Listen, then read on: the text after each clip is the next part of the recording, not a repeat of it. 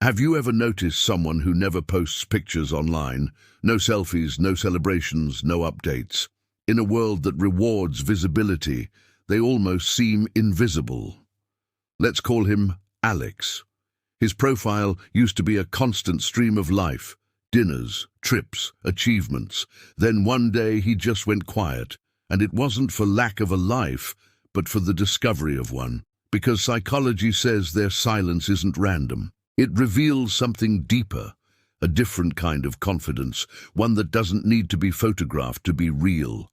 We live in a time where every emotion comes with a caption: birthdays, sunsets, even pain polished by filters. The algorithm has taught us to turn life into performance and the applause into oxygen. But a small group of people quietly stepped away. They scroll, they see, they understand, yet they don't post. They watch the same parade, but from outside the noise, and you can't help wondering why. Think of Alex's last big post. He announced a huge career achievement. The initial joy of that moment was quickly replaced by the anxiety of checking likes, of replying to comments, of seeing someone else who achieved something bigger. The moment stopped being his and started belonging to the algorithm. It is against this force that the silent ones rebel. Psychologists call it privacy orientation, the tendency to protect one's personal world from public exposure. These people value control over what others know and how others think of them. They aren't antisocial, they're just aware.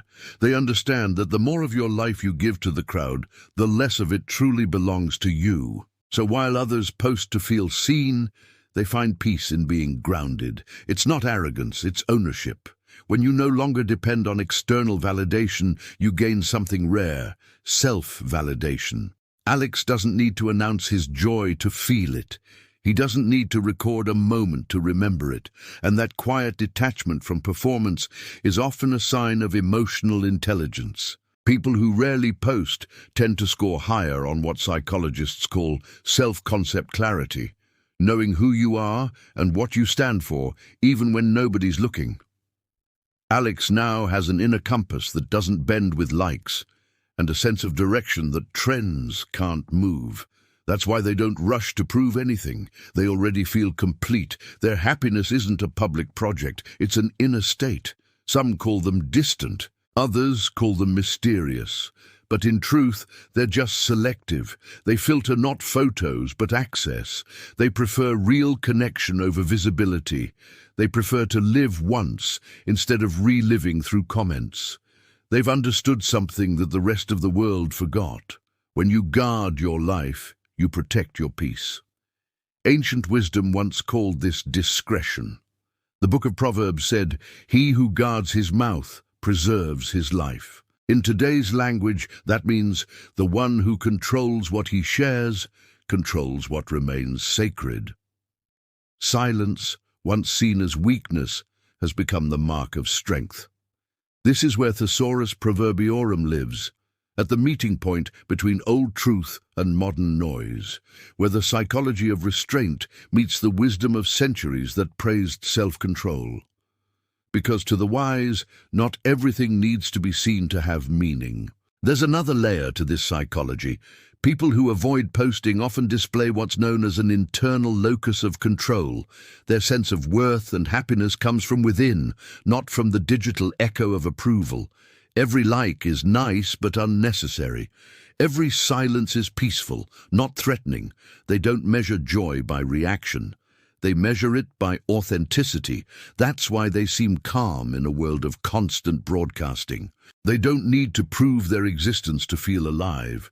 Their lives are private, not because they're empty, but because they're full. And sometimes fullness can't fit inside a square frame. Yet, the irony is this: their quiet lives speak louder than 1,000 posts. Because silence in a noisy world isn't absence, it's power. It's the ability to own your story instead of renting it to attention. So next time you notice someone who never posts their photos, remember, you might be looking at a person who simply learned to separate the private from the performative. someone who chose peace over proof, depth over display, and presence over presentation. They don't need to be seen to feel seen, and that's the rarest kind of confidence there is. Some people stay quiet online not because they have nothing to say, but because they've learned to think before they speak. Their silence is deliberate. It's the pause between reaction and reflection. Psychologists call this high introspection, a tendency to process emotions internally instead of broadcasting them. They don't need a comment section to clarify their thoughts. They give themselves the space that others outsource to strangers. Research calls this an internal locus of evaluation. It means they judge themselves by their own standards, not by the shifting applause of the crowd. When they share something, it's intentional. Not a reflex, not a reach for validation. They post when something truly matters, not when boredom asks for attention. It's not that they're disconnected from the world, they're just connected differently. In a way, they've escaped what psychology calls the social comparison loop, the endless cycle of measuring your worth against other people as highlight reels. Because that's what social media really is. A collection of edited realities, pretending to be the full story. The quiet ones see through it. They understand how easy it is to mistake presentation for truth. And by staying low-key, they protect their mental health from the slow erosion of comparison. Every scroll whispers, "You're behind." Every like tells you who you should be. But the ones who post less often, they've stepped outside that current. They refuse to let algorithms define their value. They refuse to trade authenticity for applause. They would rather feel invisible online than empty in real life. Psychologists also talk about self-congruence, the alignment between who you are inside and what you show to the world. When you live too long in public mode, you start curating yourself instead of knowing yourself. And that's when the self fractures. The more you perform, the less you feel. But those who stay quiet maintain the bond between their worlds, inner and outer, private and public, unseen and known. They choose congruence over performance. Silence, in that sense, is a kind of rebellion. It's saying, I exist beyond your perception. It's not withdrawal, it's integrity. And integrity often feels invisible until you realize it's the only thing that lasts. The ancients knew this too. The Stoics taught that he who conquers himself is greater than he who conquers a city. In a digital age, that might sound like this. He who conquers his urge to post has conquered the strongest empire of all, attention. The discipline to be unseen when everyone else is fighting to be visible isn't passivity. It's mastery. But what if it's not? What if the silence you see isn't peace, but a prison? For some, silence isn't a choice. It's a scar. Let's go back to Alex. Because before his silence became strength, it was fear. But silence isn't always peace. For some, it's armor. A shield against judgment, rejection, misunderstanding. Because the internet, for all its noise, has made people deeply self-conscious. Every post feels like a performance. Every word feels weighed. And somewhere between connection and exposure, many began to confuse being visible with being vulnerable. Psychologists call this self-presentational pressure, the constant awareness that you're being watched, even when you're not. It's the invisible audience in your mind that edits your thoughts before you've relived them. You start to think twice, not because you're thoughtful, but because you're afraid. Afraid of being ignored, afraid of being misread, afraid of not being enough for the scroll. And so you retreat. For a long time, this was Alex's truth. He stopped sharing not to protect what was sacred, but to avoid what hurt. That kind of silence is heavy. It's built from anxiety, not awareness, and it hides something deeper, the fear of being misunderstood. We've built a world that encourages expression but punishes imperfection. A culture that says, be yourself, and then judges you for doing it wrong. So some people simply choose the safer path. They stay quiet, their feeds empty, their profiles still. But inside, their thoughts overflow. They have oceans of feeling, and nowhere safe to place them. That's the paradox of our time. We've never been more connected and yet never more afraid to be seen. For many, silence isn't chosen. It's survival. A way to keep what's fragile from being trampled by opinions. It's the quiet of someone holding their breath in a crowded room. But not all silence is the same. Some silence imprisons. Some silence frees. And the difference lies not in the volume, but in the motive. Ancient wisdom had a word for this distinction: temperance. The discipline to speak when it's time and to stay silent when words would cheapen the truth. Proverbs said, "Even a fool is thought wise if he keeps silent," meaning that silence, when born from understanding, preserves dignity. But silence born from fear preserves only the cage. And that's the choice every generation faces: to be quiet because of control or because of caution, to disappear from noise because you've found peace or because you've lost courage. The surface looks the same: no posts, no photos, no updates. But the roots are different. One grows from self-possession, the other from self-doubt. The challenge then is not to fill your feed again, but to heal the reason you stopped. Because healthy silence is presence without pressure. It's knowing you could speak, but you choose depth over noise. Fearful silence is presence that hides. It's wanting to be seen, but being too tired to try. And maybe the lesson is this: learn to tell which one lives in you. If your silence feels like peace, keep it. If it feels like suffocation, set it free. Because wisdom, whether ancient or modern, has always pointed to the same truth. Freedom isn't about saying everything, and it isn't about saying nothing. It's about knowing when your voice belongs to the world and when it belongs to yourself. For Alex, the change wasn't an event, it was a choice. He was at a friend's wedding, feeling that familiar anxiety of not documenting the moment. His hand itched for the phone, not to save the memory, but to prove his presence, and then he made a choice. He looked at the bride and groom, heard the music, felt the joy in the air, and decided the memory would be enough. In that instant, by choosing presence over proof, the cage didn't vanish, but he realized the door was never locked. That silence stopped being a cage and started becoming a doorway. For those who step through it, something changes. The world slows down, the mind starts to breathe, and what was once absence begins to feel like presence. People who stay offline for long enough often describe the same thing. Alex noticed it first in small ways. Colors felt deeper, time felt slower, moments expanded again, no longer compressed into pixels.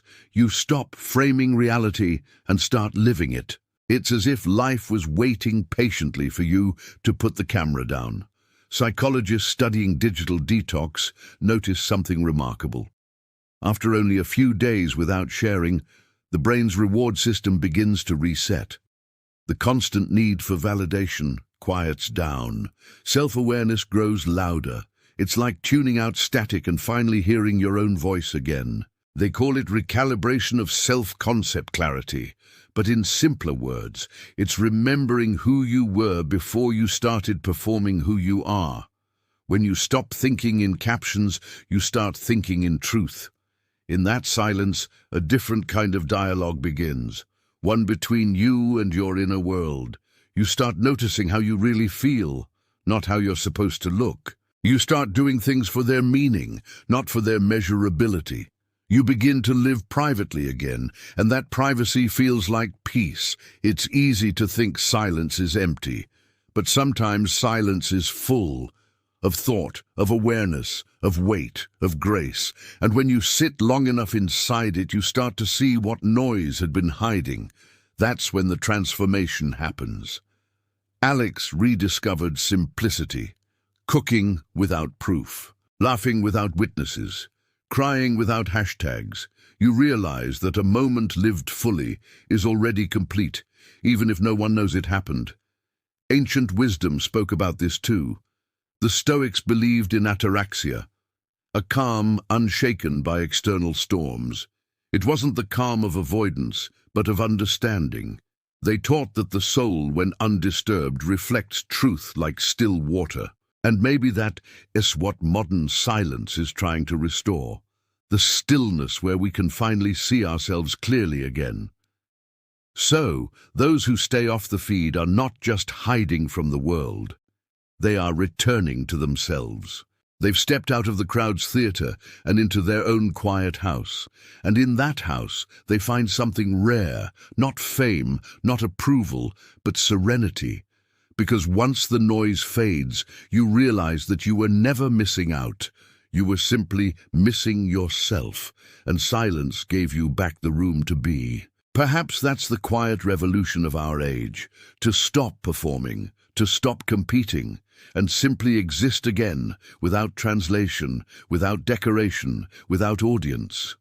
And somewhere between one post and the next, in that gap of digital stillness, life starts whispering again. You hear the sound of your own thoughts, the pulse of your real rhythm, and the forgotten comfort of being unseen but alive.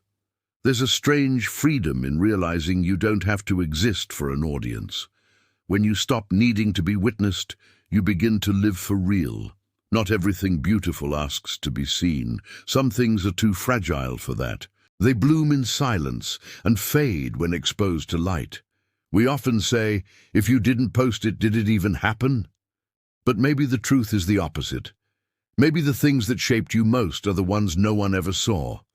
The tears behind closed doors, the moments of grace no lens could capture, the quiet victories that needed no applause. They live inside you, not online. And they're the real evidence that your life is happening. In psychology, they call this authentic self-expression, the alignment between who you are inside and what you show to the world. But in a culture of filters and captions, that alignment keeps breaking. We start curating instead of living, editing instead of feeling. And slowly, the self becomes a brand. But those who don't post, they resist that drift. They remain whole. Their identity is not a gallery, it's a life. Maybe that's why they seem grounded, because their worth doesn't flicker with the numbers on a screen. It stays steady, quiet, unmeasured. They are not detached from the world. They are rooted in it, present without display, visible only where it matters. And the irony, people like Alex often have the richest stories to tell. They just save them for real conversation, for the kind of closeness that can't be screenshot or replayed.